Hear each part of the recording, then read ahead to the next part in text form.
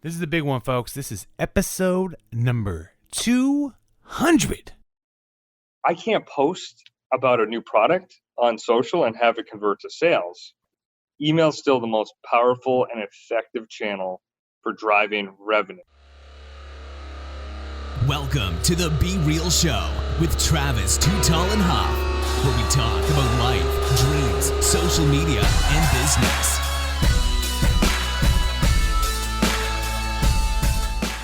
Well, hello and welcome to the Be Real Show with Travis Too Tall and Huff.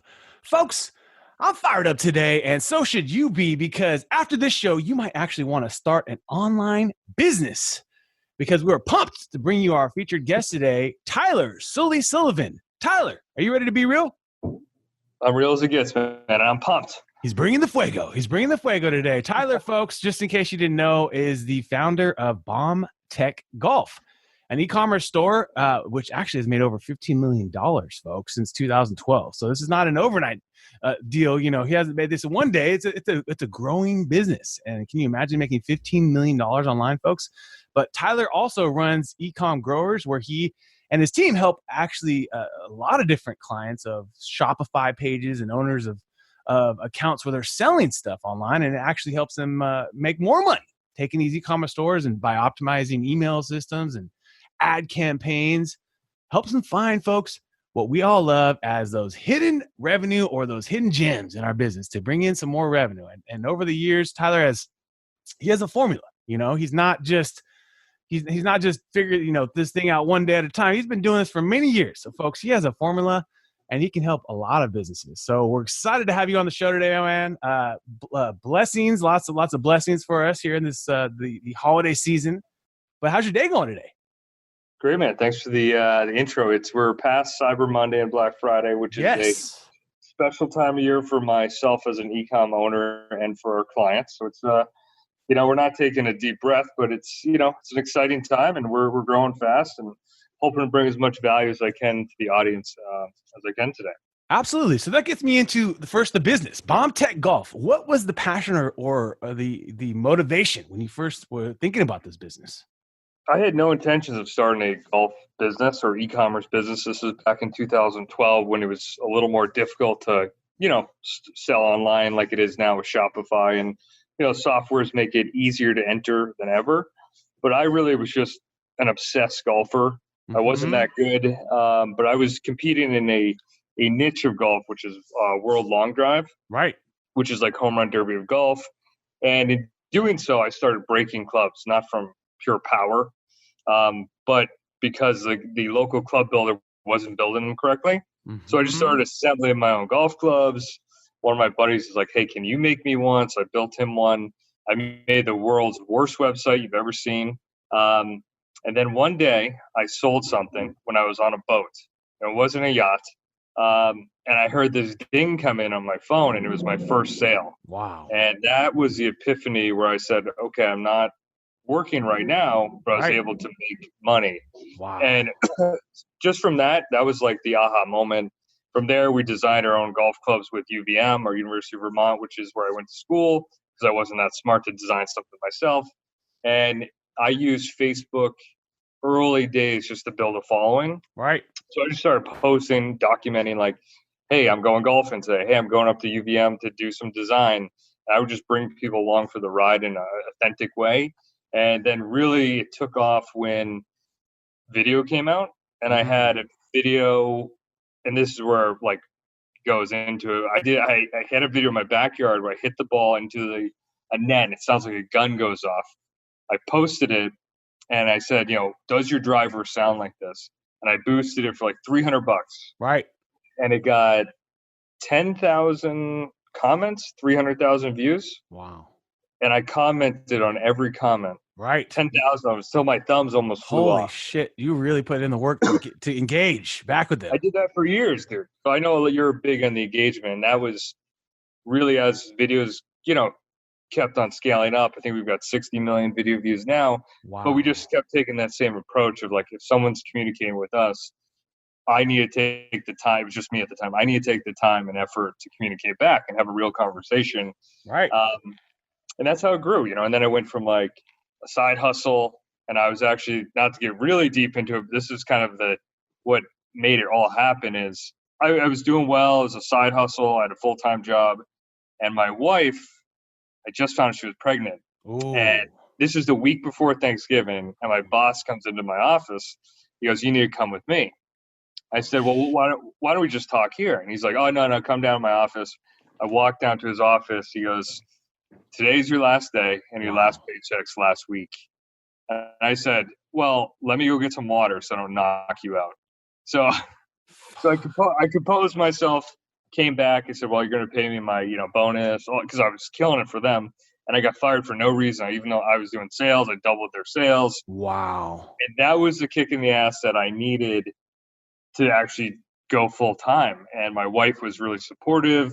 We had our first kid on the way, and you want to talk about pressure. Right. So a lot of my life events had made the business or businesses happen. You know what I mean? So it was like I was doing something, and then like that was the first life event that made me go from like 100K side hustle to like 500K to 1 million to 4, then 6, and yeah, it's been crazy, man. So I know it's a lot, but that's how it kind of all started. So. Hey, and that's the best part about, obviously, you had the side hustle to start. For those that are listening right now, think about that. What he explained is real. I mean, especially in like sales jobs, you hear about this happening. I've heard about it happening many a time, and different sales jobs where the kids, person's killing it. They're doing real well. They're hitting all their things. And all of a sudden, for some knack reason, they're letting them go because now they've acquired all these accounts that this person maybe got that are brand new, and they can now find someone that's brand new off the totem pole to not have to pay these huge commissions or bonuses too. It's really kind of weird and sad.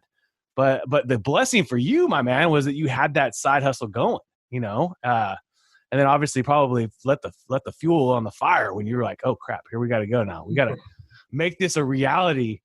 So today, what's the number one thing you're selling? I mean, is there a certain type of product, or is it just a variety of different products? Yeah. So no, I set the business up in such a way that, so we sell with Bombtech, we sell full sets. We got drivers, 3 woods, irons, wedges, the full bag. And I set that business up in such a way, and this is where I come into like my life lessons and events. So my first kid, I was working when I just got fired. He was born, and I was working 20 hours a day, 7 days a week.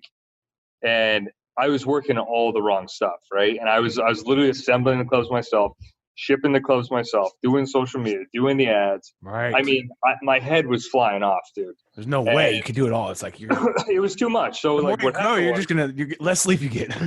Yeah, I was dying. So I had a newborn. I was working like I looked like literal death. And at one point, I remember it was when I was about to have my second kid, and I had set the business up so I wasn't working, 20 hours a day. Started hiring people, figuring out what was important to do, and then I said, all right, I'm gonna take 6 weeks off before my second child's born. I'm like, can I do this? Right. So it forced me to set up the business in such a way that it could exist without me, right? And in doing so, what do you think happened to sales those 6 weeks I was gone? Do you think they went up, or do you think they went down? I have a feeling they went up. They went up, dude. So that was like my second epiphany. Holy shit. Like, right, dude, what am I doing? So that now I've been able to build the business and hire the right experts in the right places to grow the business, drive results, and I manage them in such a way. But I'm really only working on Bombtech, which I love, is still my passion, and I just do it from a total passion, fun perspective versus like worrying about day-to-day stuff because I have that all covered, right? Wow. And so I went from how many hours is that? 20 hours a day, 7 days a week, legit, like never sleeping. Right. It was just insane, like near death, to 4 to 6 hours a week, and that allowed me the free time to partner with my first employee, Chris, who's now my partner at eComm Growers. And so a lot of our focus now is because we've got a lot of momentum with everyone's heard about, not everyone, but got a lot of case studies. A lot of people have heard about Bombtech's success, and they used to hit me up like, hey, can you help me? And I was like, no. I was like, it's too complicated. And then that was until Chris, who was my first employee at Bombtech, had seen everything I went through. He was managing my email, and he's like, dude, I'm driving you like 45% of revenue from email. Can I try this with other accounts? And he was a unique individual, and he was working 100 hours a week, even though I was only paying 40, just out of pure tenacity. He just wanted to learn and keep doing stuff. That's so amazing. He started closing clients. I said, if you can perform well for them, I'll work with you and we'll grow this thing together. And so that's what we've been doing. And so we've been growing the agency really fast. And that's been really exciting because now we've taken, my own personal, golf brand, which is doing great, and we sell products. But now we're in the agency side, which is a totally different beast. We're working with the exact guy who I am. So we're working with eComm owners like myself, and I'm helping them. Our clients are being helped with their email services, but I'm also, we have these discussions high level where we're talking about like what they're working on, and I can see all the things that they're spending too much money and time on, like I used to. So it's like it feels really good to not only have a service that performs, but to feel like I'm giving back to the exact person I am. So it's been something I never expected again, but because of the situation in the business, now it's really been exciting. We're growing it fast, and now I've got 2 businesses I'm running, which is kind of crazy. I couldn't even run one. Wow. You know what I mean? 7 years ago. Well, part of it is that you took one of your team members that you saw was a complete savage of a beast and turned him into a partner. I mean, and he basically turned himself into a partner. Like he did. Yeah. He's a young gun, 26. And he, it's just, you got to understand, this guy was texting me at 2 a.m. He's like at the bar, and he's still thinking about Bombtech, and was texting me like revenue numbers. He's like, dude, look at the sales today. We're killing. I'm like, no one does that. You know what I mean? So yeah, I'm lucky and fortunate to have him. So now we've kind of divided up the business where he's doing, day-to-day tasks, still the email expert, and we're training and growing new employees. And I'm working still on the front end, which is marketing, getting the word out, and doing stuff that I know and love. You know what I mean? Which is podcast interviews like this. Right. Yeah. This is the foreground, folks. This is the next level. I mean, I was just recently even watching Gary Vee, who everyone knows and talks about, especially in marketing and business. And, he's talking about LinkedIn and TikTok right now, which are valid, very valid. But he says audio in your ears, a big reason why we've always kept the podcast so far just audio only is because that's where we're seeing all the consumption, and video I think is next too, especially when the guests have as good a video quality, because I think I've had some experiences where it's like the video is not as good, and then all of a sudden it's not sounding good and it's real glitchy. You know what I mean? For sure. That's the one issue with the podcast. Yes, thank God for Zoom. That's a long way away from when we first started on Skype, which Skype is still even actually pretty good right now. Skype is actually pretty good. I've done a few interviews on Skype, so they've gotten better. I guess maybe everyone's kind of getting better. But my question, I have a few questions for you in that. Man, this is just fascinating. So you were able to start then an agency around helping other e-commerce business stores, specifically Shopify. My question to you is this: if you had a community right now, say you had a community on social, or you have a community of a following that care about a specific topic, you know what I mean? Like about golf or about whatever the topic is, really a specific topic. Where is the first part if you want to say, hey, Sully, I want to actually start a business? And where do you think are the best products to maybe start with? Because I know that's maybe a key hidden area is like where to start with the products.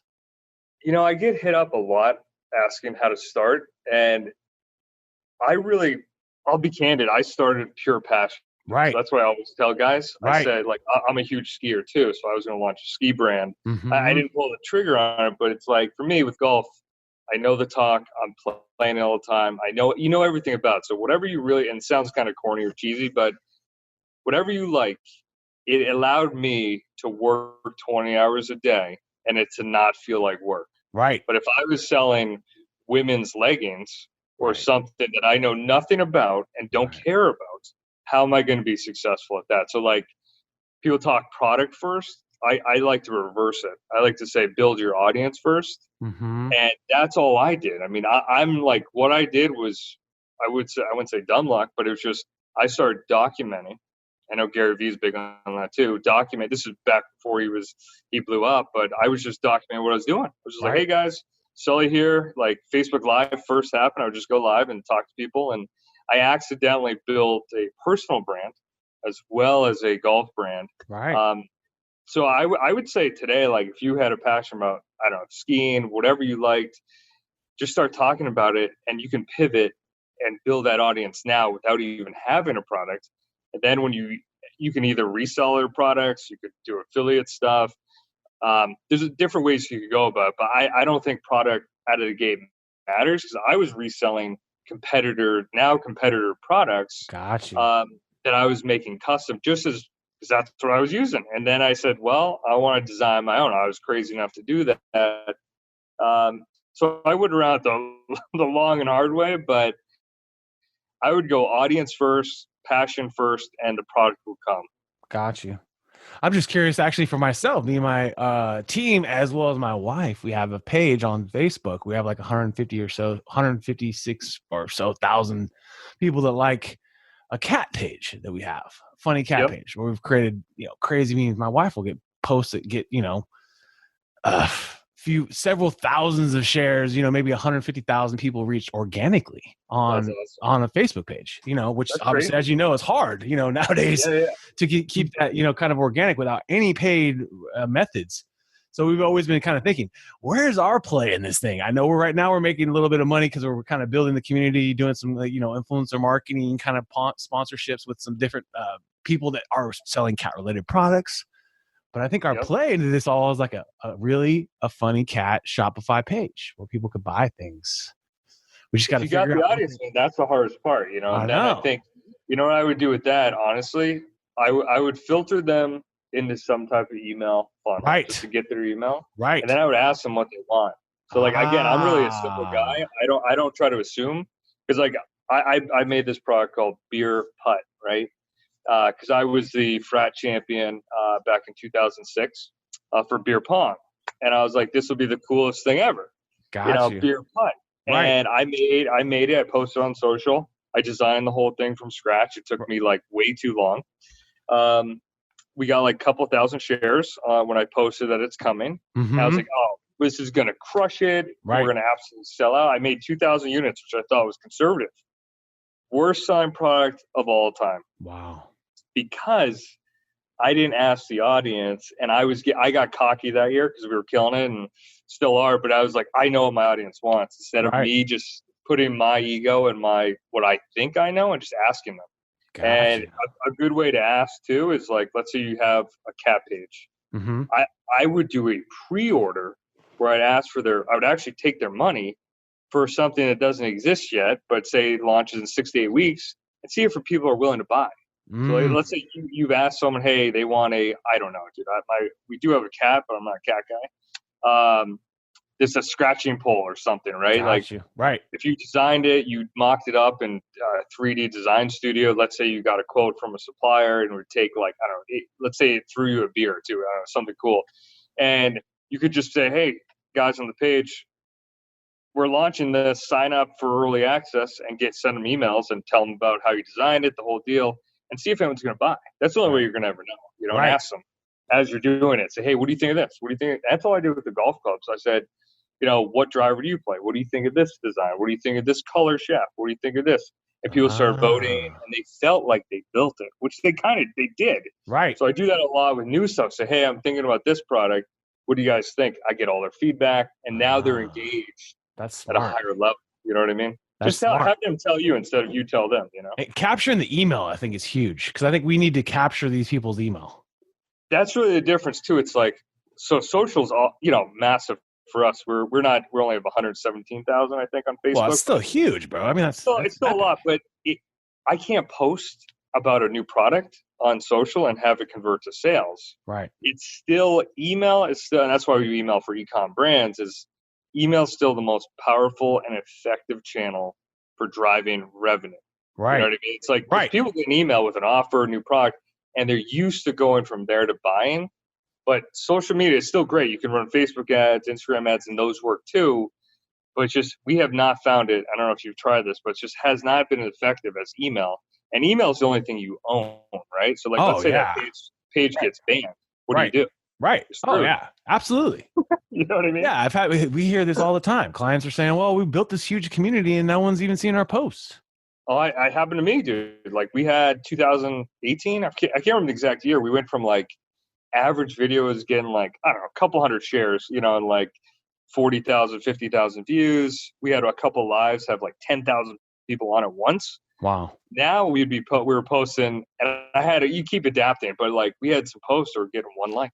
Right. It's like, how? But now in email, we own that asset, We right? own So that. we own it. So like, let's say Facebook is gone, right? Email doesn't go away. Right. So really, that's like the shift in my mindset too, as well as like, because Facebook ad costs are really going through the roof, and a lot of people are saying, man, CPAs are high, and like, is it really worth it? Is it really paying off? Is it really selling my stuff? The return ad spend is getting lower and lower, but like for us, myself as a client of eComm growers and our own brands, their return ad spend is higher because of email. Like it will artificially look high. Like I had a day. So last year I did 102K in one day. Wow. On 5,000 in ad spend because it was all email, but my return ad spend looked stupid. It was like 20 ads. Got you. But it wasn't real. It was because of the email did all the revenue. So that's the thing too. It's like email, people just think email's dead. It's one of those things, but it's like email drives a ton of revenue and allows your ads to be more profitable. And that's really the whole game. It's like, what's your total spend? What's your total rev? And what's your profit? And can you cash flow? You know what I mean? Right. Yeah, I mean, nowadays everyone's burning money. Look at the biggest companies out there. They're just lighting money on fire every month. WeWork, $1 billion lost in a few months or whatever. Oh, I don't get that stuff, man. I could go down a rabbit hole with that. I mean, I'm all about. You're the different type. You're the opposite. You're saying ask for the money first in a pre-order. You're the Elon Musk. You're the Elon Musk. Yeah.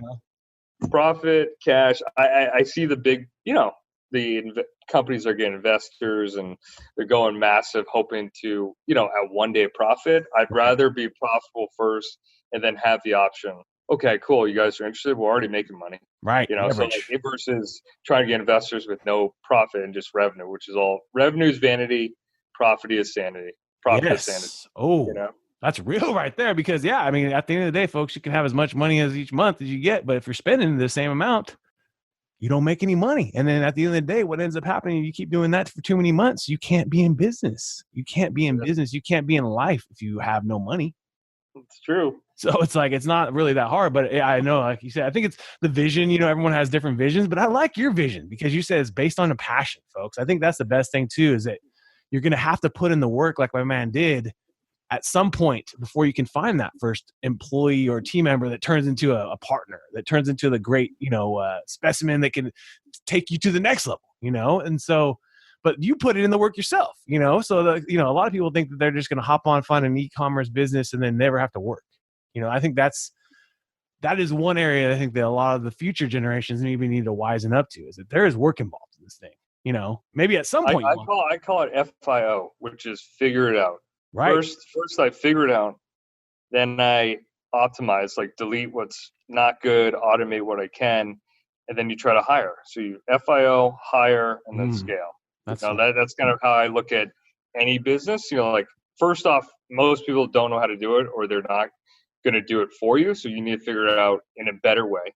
Right. And then you need to make it better, more efficient as you do it more. And then you need to hire to get out of that part of it, and then you need to scale it. And that's how I'm trying to look at any business. And like, I wouldn't say I've got any superpower at all. I'm average at best at most things, but that's the one thing where it's like, all right, you got to figure out what to actually work on. And then when you work on that, it's a more boring way because you're working on one thing to make it better. But a lot of people get shiny ball syndrome. And it happened to me as well. And that's why I now have this perspective, is especially in e-commerce, man. There's so much like, hey, try Facebook Messenger, try text, try drop shipping, try that. Like, there's so much shit and distractions and over optimizing. It's like, if you have an audience that's engaged and you've got an email list that cares what you say and you actually have real conversations with them, you'll make it, dude. That's really it. That's at the end of the day.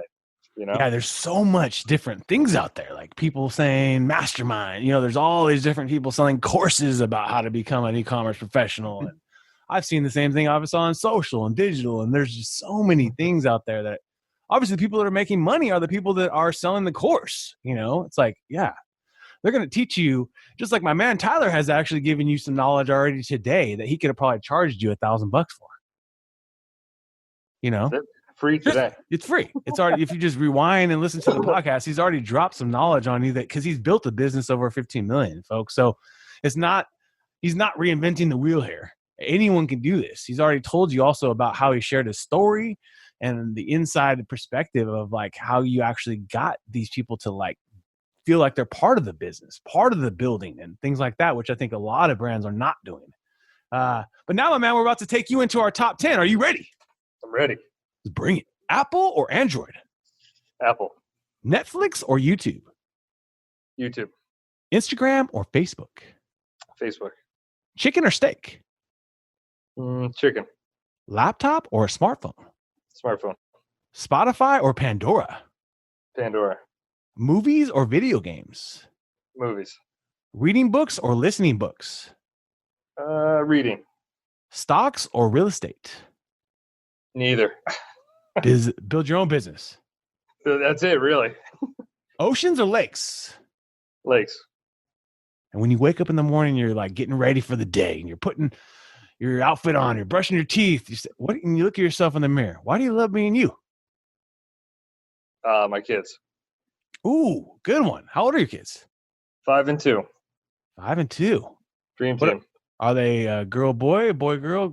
Oldest is a boy, youngest is a girl. They're why I do everything. They keep life exciting, man. So awesome to have kids, huh? Makes you feel like a kid again, too. You get to do so many fun things that you get to be a kid again. That's it. It's great. I'm very lucky. Do you think you'll ever retire? No, not at this point. I had moments of that, and where I thought I could do that, and it's clear I cannot. I'm not a normal. I don't work normal hours, but I'd have to do something. Right. Well, you figured out how to build a business in 4 hours a week, so you could always have a business. Exactly. A couple. You got hours. We got some hours. And how do you typically start your day? Is there a way you have a routine, or you have something you get going on the day?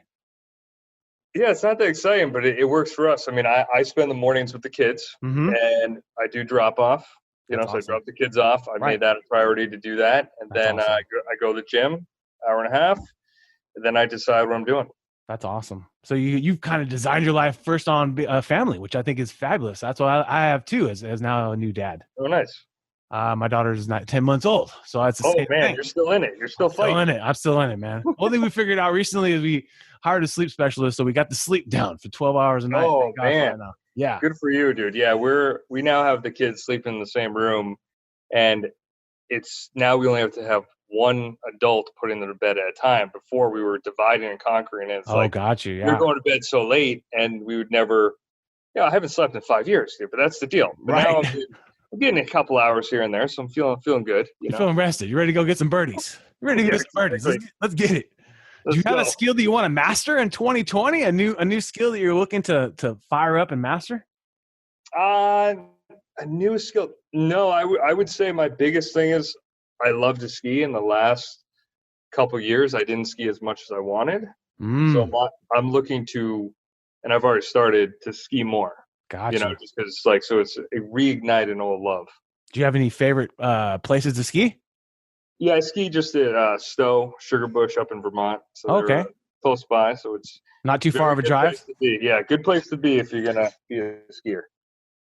And do you have a favorite app that you like using on a daily basis? I'm trying to get rid of all my apps. Nice, junk them. Throw the thing in the water. Yeah. I still definitely go to Facebook because a lot of the growth from both brands has been Facebook dependent. Absolutely. So it's still even though everyone's going Instagram, TikTok, all that, we still make content on there, but Facebook's still my go-to. Oh yeah, folks. And I run a social media company, and the number one request we still have on a day-and-day basis is, can you help me with my Facebook page? Don't doubt it. Still today, because it's the local community. A couple last questions for you. I don't think any book has changed my life per se, but I think the Rich Dad, Poor Dad. Ooh, nice. Yes. Cash Flow Quadrant book was it kind of reinforced a lot of like what I was doing and where I've been trying to compartmentalize like money, cash flow, and how to make more of it. So that was kind of a cool book. It wasn't like life changing, but it allowed me to just kind of reinforce kind of what I've been learning recently with like hiring, figuring out and where to spend time and energy. But I've been reading a lot more. I didn't like his new book, but that one was pretty good. Yeah, I think there's something fascinating about that one because it's so simple in a way. Yeah, I think I can relate because I'm a simple guy at the end of the day. I know. I like that about you, man. You've built great businesses for yourself. Well, we just want to thank you for being on the show, man. I think the business is going to continue to grow at Bombtech Golf. We'll put that in the show notes, as well as eCom Growers, his agency, where he helps Shopify owners, people that have an online business, and maybe even help T Huff grow his online business once he gets it started here. So we're pleasure to have you on the show. Where's the best place for people to find you or learn more about Bombtech? They can visit bombtechgolf.com or ecomgrowers.com. If they want to email me, just hit me up at Sully, Sully, at ecomgrowers.com, and I'll hopefully hit you back. Well, folks, you've been hanging out with Tyler, Sully Sullivan, and Travis Too Tall and Huff. I want to thank you for your time today, and let's keep being real. This podcast is proudly sponsored by Real-Time Reputation. Do you have results and reputation that you need to uncover and find out in your business? Do you need more reviews and positive reviews to be showcased on your website? Well, now's the time. Check out Real-Time Reputation on Google, and let's get going. What another epic episode. And if you enjoyed the episode today, can you please do me a favor and subscribe to our podcast, The Be Real Show, on iTunes or your favorite podcast platform. And also take a little time today, if you don't mind, and give your boy T Huff a review. I would really super appreciate it. And thank you so much for listening today.